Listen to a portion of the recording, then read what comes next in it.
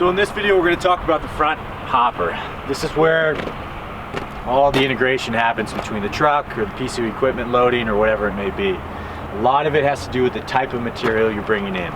So if you're loading with a truck, you're going to need a flowable type material, a clean aggregate sort that would be able to come out of the truck, build up and funnel down into the feed belt itself.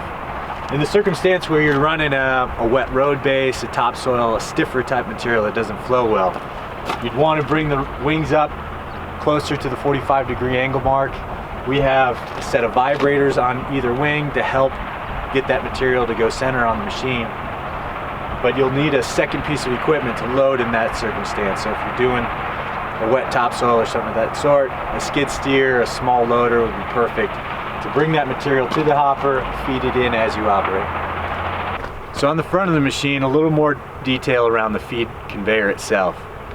When you're running a larger type material that, closer to the 3" minus range, raising up that feed gate itself, there's a crank handle on the side of the machine. You rotate that crank handle, it lifts the gate up. It allows for some of that larger stuff to go through and not clog the gate. In the other end of it, if you're running a smaller, finer aggregate like a 3/8 or a pea gravel, bringing that gate down closer to the feed conveyor itself, limiting how much material runs up the belt. What you're trying to prevent is too much material escaping the hopper, overwhelming the belt, and then making a mess. That's really what it amounts to. So if you find yourself making a mess on the upper end of the belt, reducing the gate. Inversely, if you're having a lot of clogs and a lot of problems with larger stuff, bringing that gate back up so that material can flow out and keep you going. So on the front of the machine, it's important to keep in mind when you're backing a truck in, there are limitations. We do have plates here that hold all of this baffle rubber in place. And you're going to want to make sure when you bring that truck back, if it's a truck you're not familiar with or it's the first time it's dumped on site, that it clears all of this plating before you bring them the rest of the way into the hopper and offload the truck.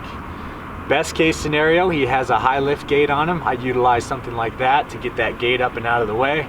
But in the circumstance he has a conventional gate, you can just unlatch that gate and unload proportionally. So slowly raising the bed, allowing that material to feed into the hopper and not overwhelming the hopper itself, and all the while kind of managing how much material is coming out. No need to chain the gate or anything of that sort. Just bringing that bed up incrementally is the important thing.